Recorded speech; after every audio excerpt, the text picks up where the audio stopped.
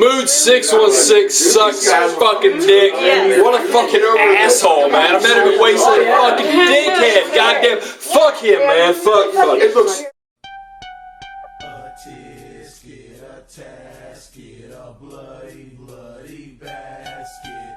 Cut his head and ate his leg. Now he's in a casket. Yo, what's up, everybody? Welcome to another random horror review. I am your host, Moodz616, and thank you once again for stopping in. Alrighty, guys, yeah, it's episode 19 already. Wow, I'm ripping up the ranks, aren't I?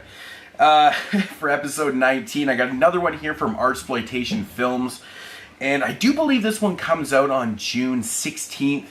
I knew very, very little about this one. I kind of heard the title. I didn't really know a lot going into this one.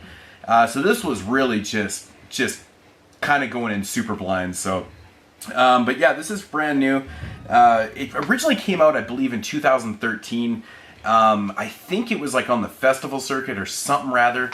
But media release in 2015, and it is called The House with 100 Eyes. Yeah, gotta love those titles with house in the title. Yeah. All right, so getting into the synopsis of this film. Basically centers around your two main characters. They are a married couple, and their names are Ed and Susan. The thing with this couple is that they seem like they're very normal, but in fact, they are not very normal. They are actually serial killers. What they like to do and what they like to get off on is making snuff videos. They basically abduct people, kill them, and they basically make snuff videos. They sell them on the black market. They upload the videos on the internet and try to get a fan base and stuff like that. Now, Ed is obsessed with outdoing his previous videos, and he wants to make a triple kill, like a 3 kill in one night type video, and that is going to surpass all his other videos. It's going to be his masterpiece.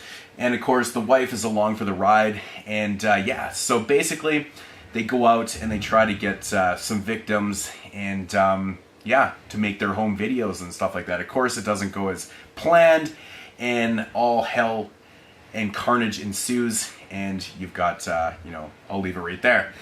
Now, my thoughts on this one. This is a pretty interesting flick, I gotta say. It's shot documentary style or mockumentary style, or however you want to call it. So it's kind of like found footage, really. The House with 100 Eyes is referring to basically all the cameras that are in the house. I really like this premise, you know, having cameras set up in every possible angle of the house. And so wherever you are in the house or wherever things are happening, it's being filmed. And then you put together your film from that footage. I really like that premise. Now, this one is definitely, to me, is like, it's got very, very dark comedy to it, I have to say, man. There's a lot of undertones of black comedy in this film. A lot of fun. I think the first half of the film is pretty interesting. A lot of it is to do with, you know, them talking to the camera and basically saying, you know, telling you that this is going to be their masterpiece and stuff. And then they go out on the hunt for their victims. And I think that's a lot of fun, you know, watching them, you know, try to pick up their victims and, you know, the way they're doing it and stuff. I think it's pretty interesting. As for your main characters of Ed and Susan, they're a pretty interesting couple, actually, because Ed is he's a total snap show. Like, he's very kind of nice, but he's a total snap show underneath, you know.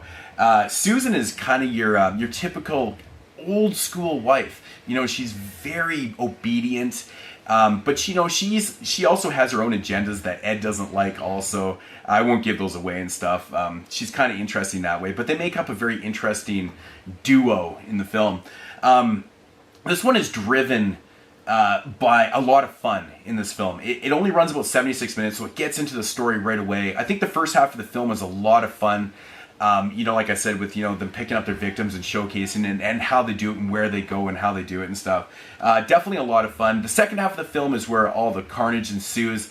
And that kind of leads me to the effects in the film. The effects, I thought, are pretty well done in this. You know, all practical and pretty well done. And it's kind of, at moments, they're almost comical.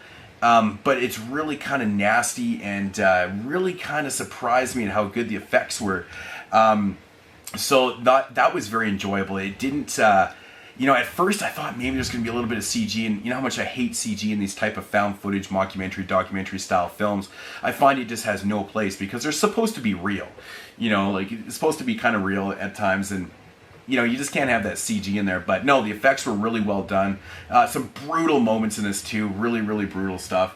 But yeah, you know, the main thing in this film though is the undertones of like black comedy and stuff. For me, there was parts in this film that had me rolling. I was pissing myself laughing, probably harder than I should have been laughing, really, because it's, you know, I'm laughing at other people's misery and things that are going on. But I don't know, man, I had a lot of fun with this film.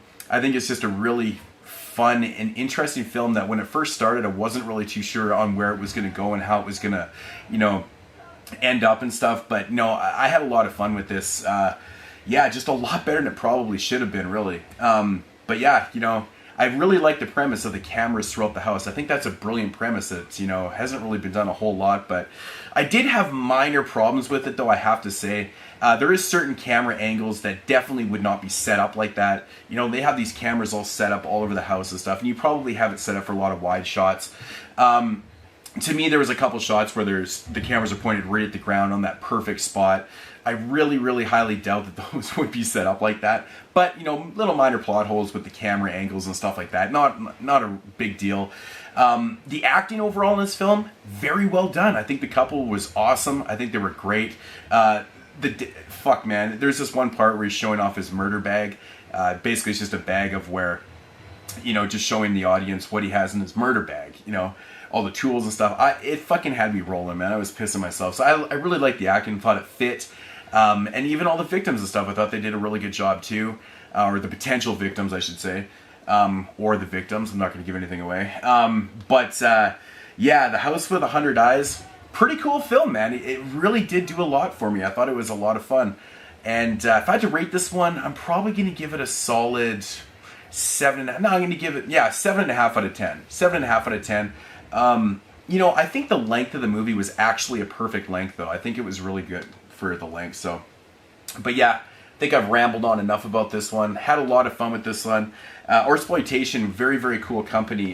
You know, they kind of, you know, they like to grab their films from around the world and stuff. This is actually a film from the US, which is interesting because a lot of their films are, you know, foreign films. So very cool to see an American film in here. But yeah, definitely give this one a shot. Comes out June 16th, I believe. I might be wrong on that date. I'll leave the trailer down below if you want to check out the trailer. So yeah. Anyways, guys, that's going to do it for my review. I hope I didn't forget anything. I didn't want to give any scenes away or anything. But anyways, guys, I'll check you in episode 20. Peace out.